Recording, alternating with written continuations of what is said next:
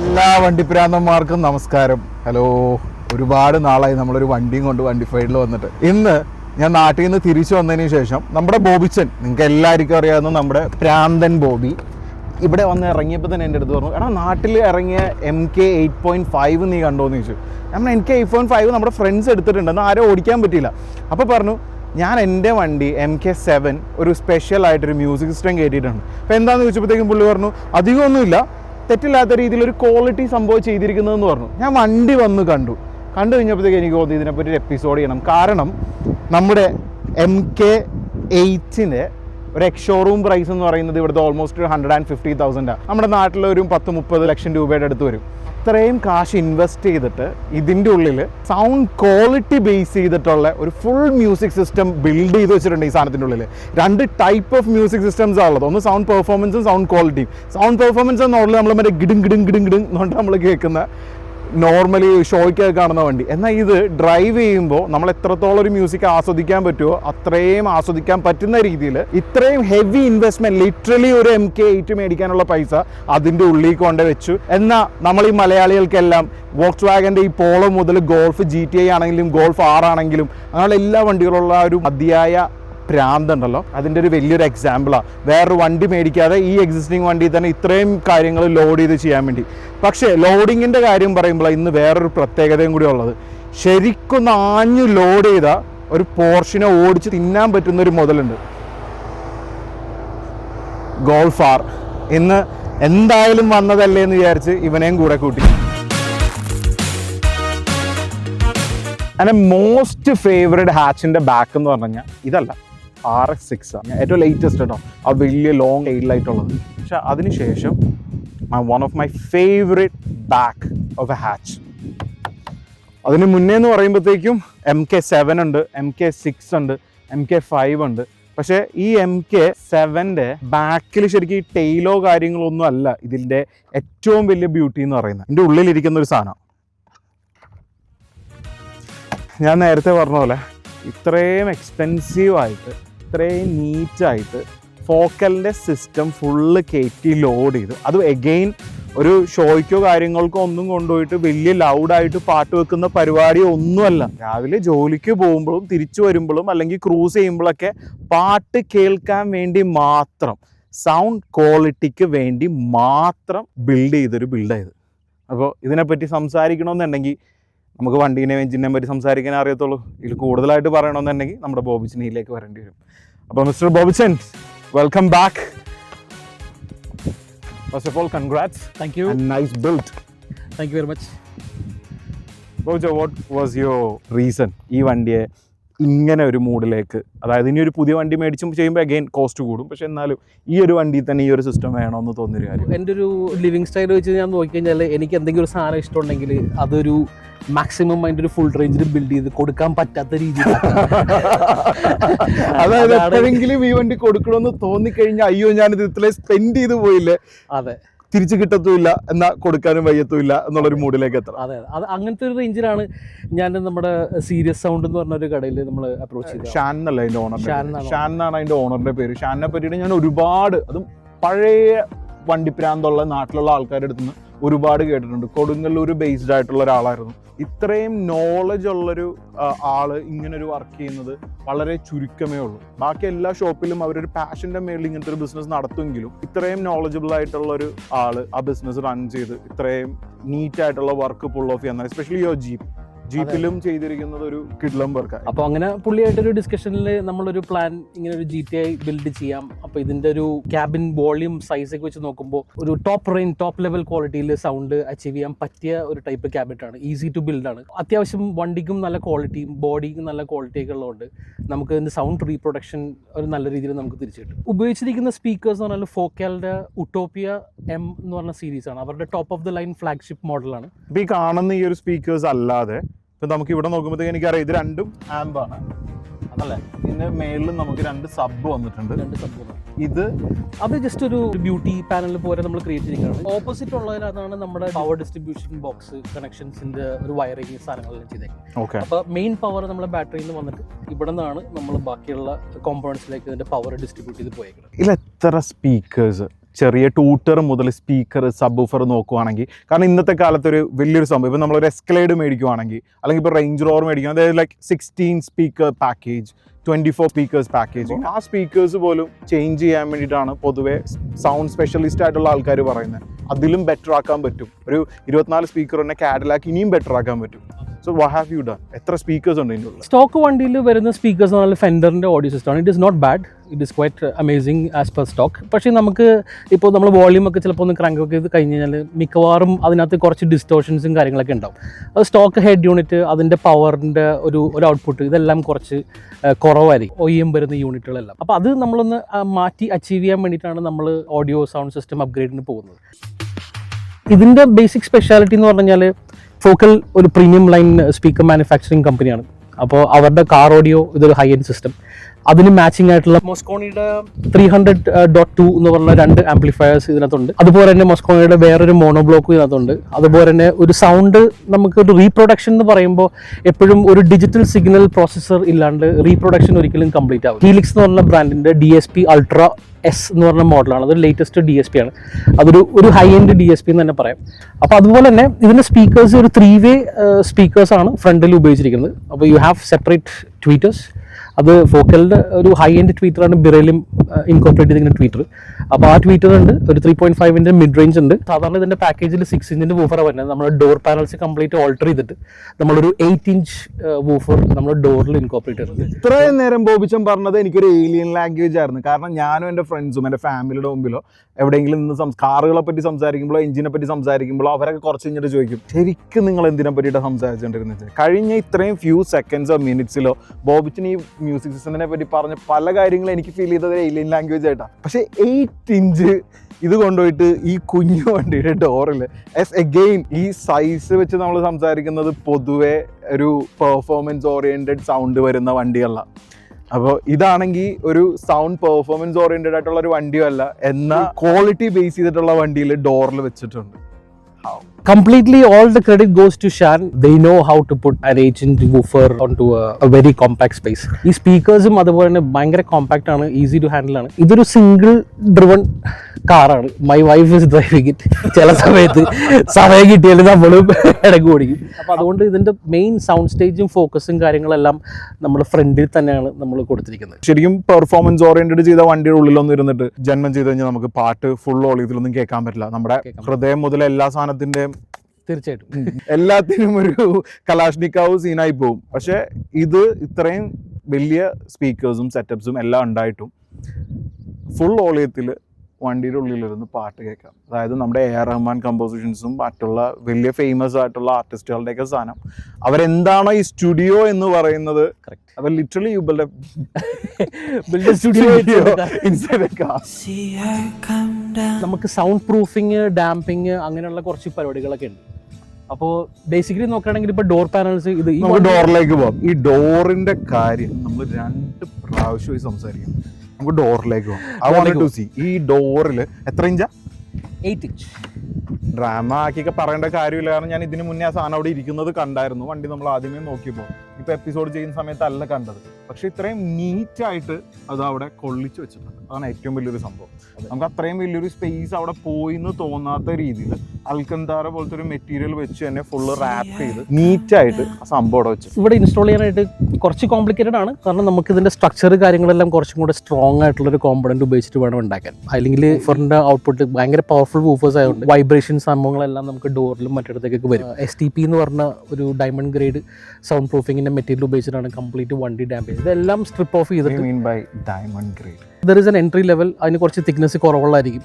പിന്നെ അത് കൂടിക്കഴിയുമ്പോഴത്തേക്ക് അതിനകത്ത് ഈ അക്യൂസ്റ്റിക് ആയിട്ട് കുറച്ചും കൂടെ ഡെവലപ്പ് ചെയ്തിട്ടുള്ള ഒരു ഡയമണ്ട് ഗ്രേഡ് മെറ്റീരിയലാണ് ആ ഡാമ്പിങ്ങിന് വേണ്ടി ഉപയോഗിക്കുന്നത്. അപ്പോൾ ഇത് ഫുള്ള് ഈ ഡോർ പാനൽ ഈ നമ്മുടെ ഈ പ്ലാസ്റ്റിക് ബിറ്റ് അഴിച്ചിട്ട് ഇതും ഒരു 2 ലെയർ അവരിത് ഡാമ്പ് ചെയ്തിട്ടുണ്ട്. അതുപോലെ തന്നെ ഇതിൻ്റെ മെറ്റൽ പാർട്ടിലും ഡാമ്പ് ചെയ്തിട്ടുണ്ട്. അപ്പോൾ ഫോർ എക്സാമ്പിൾ നമുക്കൊരു കമ്പാരിസൺ നോക്കുകയാണെങ്കിൽ ഈ ഒരു വണ്ടിയുടെ നമുക്കിത്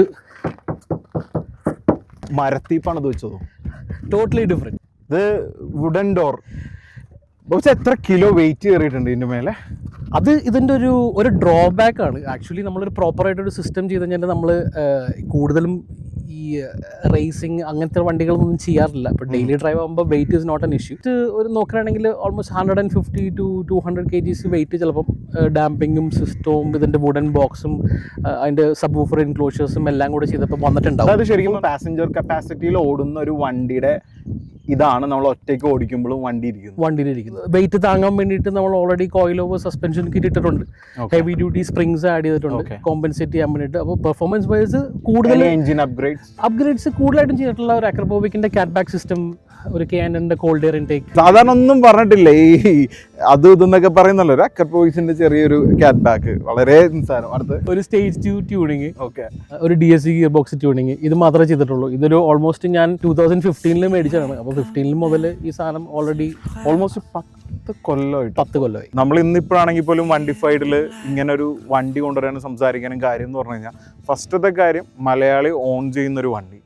വേറൊരു സംഭവം എന്ന് വെച്ച് കഴിഞ്ഞാൽ മലയാളിയാണ് ഇതിൻ്റെ ഉള്ളിൽ ഈ സിസ്റ്റം മൊത്തം പണിത് വെച്ചിരിക്കുന്നത്. 3-4 മലയാളികൾ ഒരു റൗണ്ട് ടേബിളിൽ ഇരുന്ന് സംസാരിച്ച് അവരുടെ പ്രാന്ത് തീർത്ത് വെച്ചിരിക്കുന്നതായി കാണുന്നത്. ഇതിനെല്ലാം ഉപരി മലയാളികൾക്ക് ഇന്ത്യയിൽ വെച്ച് തന്നെ നോക്കുകയാണെങ്കിൽ ഏറ്റവും ബെസ്റ്റ് കാർ കൾച്ചർ ഇന്നും ഉള്ളത് നമ്മുടെ നാട്ടിലാണ്. നമ്മുടെ നാട്ടിലെ ആൾക്കാർക്കാണ് ഏറ്റവും കൂടുതൽ വണ്ടികളോട് ടേസ്റ്റും ഉള്ളത്. അതെവിടെ പോയാലും പല ആൾക്കാരും ഇന്ത്യയിൽ അഡ്മിറ്റ് ചെയ്യുന്ന ഒരു കാര്യങ്ങളാണ്, മലയാളികൾക്കാണ് ഏറ്റവും നല്ല കാർ ടേസ്റ്റ് ഉള്ളതെന്ന്. ഇനിയിപ്പോൾ നമ്മുടെ ഈ അറ്റത്തുള്ള വണ്ടി നോക്കുകയാണെങ്കിലും അത് മലയാളിയുടെ വണ്ടിയാണ്. MK8, ആദർശിൻ്റെ GTI, ഇപ്പോൾ ബോബിച്ചൻ്റെ GTI, MK7. ഞാൻ ഈ ചാരി നിൽക്കുന്നത് നമ്മുടെ ഉണ്ണികൃഷ്ണൻ്റെ വണ്ടിയാണ്, ഗോൾഫ് R. ഇത് മാത്രമല്ല, ഇവർക്ക് ഇവിടെ വലിയൊരു ഗ്രൂപ്പിൽ ഒരുപാട് ഗോൾഫ് GTIയും ഗോൾഫ് Rഉം എല്ലാം ഉള്ള മലയാളികളുടെ ഒരു വലിയൊരു ഗ്യാങ് തന്നെ ഇവിടെ ഉണ്ട്. ഇവരെല്ലാവർക്കും എനിക്ക് തോന്നുന്നു ഈ വണ്ടി ഇത്രയും നീറ്റായിട്ട് സ്പെക്ക് ചെയ്യാനും ക്വാളിറ്റിയിൽ വെക്കാനും നമ്മുടെ ആൾക്കാരെ കഴിഞ്ഞ് പറ്റും. കൂടുതൽ പൊങ്ങണ്ട, ഇനി അടുത്ത ഇതില് വേറൊരു അപ്ഗ്രേഡ് ഇതിന്റെ ഒരു A-പില്ലർ ഡിസൈൻ ആണ്. കുറെ നാളുകൾ ഡിസ്കസ് ചെയ്തിട്ട് തീരുമാനിച്ചൊരു സംഭവം. ഈ ഓഡിയോ നമ്മളെപ്പോഴും കേൾക്കുന്ന ലിസണിങ് ലെവലിലെ സ്പീക്കേഴ്സ് എപ്പോഴും ചെറിയൊരു ഡയറക്ഷൻ ടുവേർഡ്സ് അവർ ഇയർ അങ്ങനെ വന്നിരിക്കണം. അത് കസ്റ്റം ഫാബ്രിക്കേറ്റഡ് ആണ്. ഇതിനൊരു സ്പെഷ്യൽ കോമ്പൗണ്ട് മെറ്റീരിയൽ ഉപയോഗിച്ചിട്ടാണ് ഇത് കംപ്ലീറ്റ് മോൾഡ് ചെയ്തെടുത്തേക്കുന്നത്. ഇതിൻ്റെ ഡയറക്ഷൻ, ഇതിൻ്റെ ആംഗിൾ, ഇതിൻ്റെ ഡിസ്റ്റൻസ് ഫ്രം ദ ഗ്ലാസ്, ഇതെല്ലാം സ്പെസിഫിക്കേഷൻസിൽ പെടുന്നതാണ്. അപ്പോൾ എന്നാൽ മാത്രമേ നമുക്ക് ആ ഒരു ഒപ്റ്റിമം സൗണ്ട് ലെവലിലേക്ക് വരാം. ഇതിനെ നോക്കുമ്പോഴത്തേക്കും നമ്മൾ ഈ പറഞ്ഞ പോലെ വണ്ടിയിൽ ഇരിക്കുന്ന പാസഞ്ചറിനാണെങ്കിലും ഡ്രൈവറിനാണെങ്കിലും നമുക്കൊരു വിസിബിലിറ്റി ഇഷ്യൂസ് ഒന്നും വരാതെ, എന്നാൽ ചെറുതാണോ എന്ന് വെച്ച് കഴിഞ്ഞാൽ ഒട്ടും ചെറുതുമല്ല. പക്ഷേ ആ ബ്രാൻഡിൽ സംടൈംസ് നമ്മൾ പറയുമല്ലോ, ചില കാര്യങ്ങൾ നമ്മൾ ഒരുപാട് കാശ് മുടക്കാതെ തന്നെ ചിലത് നമുക്ക് ഭയങ്കര ക്യൂട്ടായിട്ട് കിട്ടും. ചില സമയത്ത് ചില കാര്യങ്ങൾ ഭയങ്കര എലഗൻ്റ് ആയിട്ട് കിട്ടണമെന്നുണ്ടെങ്കിൽ നമ്മൾ അതിനനുസരിച്ചിട്ട് സ്പെൻഡ് ചെയ്യേണ്ടി വരും. അപ്പോൾ ഈ സ്പെൻഡ് ചെയ്തു എന്ന് പറഞ്ഞതിൻ്റെ ആ ഒരു elegant look is very much visible. Again proud to be Malayali and Malayali ചെയ്തു എന്ന് പറയുന്നൊരു വർക്ക്. കാരണം നമ്മുടെ ആൾക്കാർ ചെയ്യുന്ന വർക്കുകൾ is like too damn fucking good അല്ലേ. ഷാനിനെ സംബന്ധിച്ചിടത്തോളം പുള്ളിക്ക് ജസ്റ്റ് ഒരു സിസ്റ്റം ഇൻസ്റ്റാൾ ചെയ്ത് കൊടുത്തു വിടാനല്ല, he just want to make sure that the customer who is hearing he is happy. അതുപോലെ തന്നെ the way he tunes the car. അപ്പോൾ ഇതിന് നമുക്കൊരു ട്യൂണിങ് ഡിവൈസ് ഉണ്ട്. It is called DSP, digital signal processor. ഞാൻ നേരത്തെ പറഞ്ഞ പോലെ. അപ്പോൾ ഡിജിറ്റൽ സിഗ്നൽ പ്രോസസ്സറിൻ്റെ മേജർ അഡ്വാൻറ്റേജ് എന്ന് പറഞ്ഞാൽ ഇത് നമ്മൾക്ക് ടോട്ടൽ ഇപ്പോൾ ഫ്രണ്ടിൽ നോക്കുകയാണെങ്കിൽ 1 2 3 4 5 6, the rear speakers are 7 and 8, so total 8 speakers. Rear speaker ഇതിനകത്ത് ഡോറിനകത്ത് ഇൻകോപ്പറേറ്റഡ് ആണ്. ഇതിൻ്റെ ഈ സൈഡിലായിട്ട് വരും. ഇപ്പോൾ ഇവിടെ ഒരു 6 ഇഞ്ചിൻ്റെ ഡ്രൈവ് അതിനകത്ത് ഓൾറെഡി ഉണ്ട്. ഈ കാണുമ്പോൾ നമ്മൾ ഈ സ്റ്റോക്ക് പോലെ ഇരിക്കുന്ന സ്പേസിന്റെ ഉള്ളിൽ അതെ അതിനകത്തൊരു 6 ഇഞ്ചിൻ്റെ ഡ്രൈവ് ഓൾറെഡി ഉണ്ട്. ടോട്ടൽ നമുക്കൊരു 8 സ്പീക്കേഴ്സും പിന്നെ 2 വൂഫേഴ്സും ആണ് വരുന്നത്. അപ്പോൾ നമ്മൾ മോസ്കോണിയുടെ ആംപ്ലിഫയേഴ്സ് ഉപയോഗിച്ചിരിക്കുന്നത് 8 channel amplifiers for all the speaker's. പിന്നെ സെപ്പറേറ്റ് ആയിട്ട് ഒരു മോണോ ബ്ലോക്ക് ഉണ്ട്. അത് നമ്മൾ ബ്രിഡ്ജ് ചെയ്തിട്ട് ഒരു 1300 അടുത്ത് വാട്ട്സ് കിട്ടാവുന്ന രീതിയിലാണ് നമ്മൾ ആ ബാക്കിലുള്ള സബ് വൂഫേഴ്സിനുള്ള പവർ കൊടുത്ത് സെറ്റ് ചെയ്തിരിക്കുന്നത്.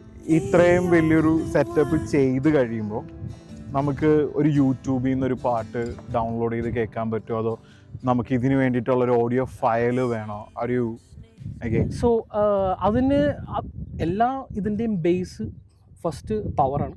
ഓക്കെ, നമ്മൾ പവർ എങ്ങനെ ഡിസ്ട്രിബ്യൂട്ട് ചെയ്യുന്നു, കാരണം കറണ്ടാണ് ഇത് റീപ്രൊഡ്യൂസ് ചെയ്യുന്നത്. അതുപോലെ തന്നെ നമ്മൾ ഉപയോഗിക്കുന്ന സ്പീക്കേഴ്സ് ആംപ്ലിഫയേഴ്സിൻ്റെ ക്വാളിറ്റി, അതിൻ്റെ ഒരു high end quality, audio file upgraded quality, അതും നമുക്കൊരു പ്രത്യേകതയാണ്. അതുപോലെ തന്നെ നമ്മുടെ ഈ സിഗ്നൽ പ്രോസസ്സേഴ്സ്, അതായത് നമ്മളിപ്പോൾ ഒരു യൂട്യൂബിൽ നിന്നൊരു സംഭവം പ്ലേ ചെയ്തു, അപ്പോൾ ആ പ്ലേ ചെയ്ത സാധനം ഫോൺ ഒരു ക്വാളിറ്റിയാണ്, ഫോണിൽ നിന്ന് വരുന്ന കേബിൾ ഒരു ക്വാളിറ്റിയാണ്. ഈ സംഭവം പോകുന്ന ഒരു ഹെഡ് യൂണിറ്റ്, അതിനകത്തൊരു ആൽപൈൻ്റെ ഒരു ഹെഡ് യൂണിറ്റ് ഉണ്ട്, HDS 990 എന്ന് പറഞ്ഞൊരു ഹെഡ് യൂണിറ്റ് ഇൻസ്റ്റാൾ ചെയ്തിട്ടുണ്ട്. അപ്പോൾ അത് ആൽപൈൻ്റെ ഒരു ഫ്ലാഗ്ഷിപ്പ് മോഡൽ ഒരു പ്ലെയറാണ്. അപ്പോൾ അത് അപ്ഗ്രേഡ് ചെയ്തിട്ട് കുറച്ച് ബിറ്റ് റേറ്റും സംഭവങ്ങളൊക്കെ കൂട്ടി കൊടുക്കലാണ്. അപ്പോൾ നമ്മൾ യൂട്യൂബിൽ നിന്ന് നമ്മളിപ്പോൾ ഒരു ഹയർ ഗ്രേഡ് യൂട്യൂബ് വീഡിയോ അല്ലെങ്കിൽ ഒരു മ്യൂസിക് ഡൗൺലോഡ് ചെയ്യാനാണെന്നുണ്ടെങ്കിൽ ആ സെയിം റെക്കോർഡിങ്ങിൽ എങ്ങനെയാണ് അത് സേവ് ചെയ്ത് വെച്ചേക്കണത് ആ സിമിലർ തിങ് തന്നെ ഇത് റീപ്രൊഡ്യൂസ് ചെയ്യും. ഇതിൻ്റെ കൺട്രോൾ ചെയ്യാൻ വേണ്ടി ഒരു ഡയറക്ടർ എന്ന് പറഞ്ഞാൽ ഹീലിക്സിൻ്റെ തന്നെ ഒരു ഡയറക്ടർ റിമോട്ട് കൺട്രോൾ ഉണ്ട്. നമുക്ക് ആ റിമോട്ട് കൺട്രോളിൽ സെപ്പറേറ്റ് നമുക്ക് ബേസ് കൂടുതൽ വേണോ, അത് ചാനലിൻ്റെ വോളിയം കൂടുതൽ വേണോ, അല്ലെങ്കിൽ ഡിഫറെൻറ്റ് സെറ്റ് ഓഫ് മാപ്പിംഗ്. ഇപ്പോൾ വണ്ടിയുടെ കാറിൻ്റെയൊക്കെ മാപ്പിംഗ് എന്ന് പറഞ്ഞ പോലെ ഇതിനകത്ത് ഇപ്പോൾ എനിക്ക് കേൾക്കുന്ന ടൈപ്പ് സോങ് ആയിരിക്കില്ല ചിലപ്പോൾ ദീപക് കേൾക്കുന്നത്. അപ്പോൾ ആ ഒരു ടേസ്റ്റിനനുസരിച്ച് നമുക്ക് കസ്റ്റം കുറച്ച് മാപ്പിംഗ് ഇട്ട് കൊടുക്കാം. അപ്പോൾ different set of sound scale, വണ്ടിയുടെ സ്പീക്കേഴ്സും സാധനങ്ങളൊന്നും നമുക്ക് അപ്ഗ്രേഡ് ചെയ്യാണ്ട് തന്നെ ഒരു പ്രസ് ഓഫ് എ ബട്ടൺ ഈ സംഭവങ്ങളൊക്കെ അത് മാറും. പിന്നെ ഇൻസ്റ്റലേഷൻ്റെ ഒരു ക്വാളിറ്റി, നമ്മൾ ഉപയോഗിച്ചിരിക്കുന്ന വയറിംഗ് കിറ്റിൻ്റെ ഒരു ക്വാളിറ്റി.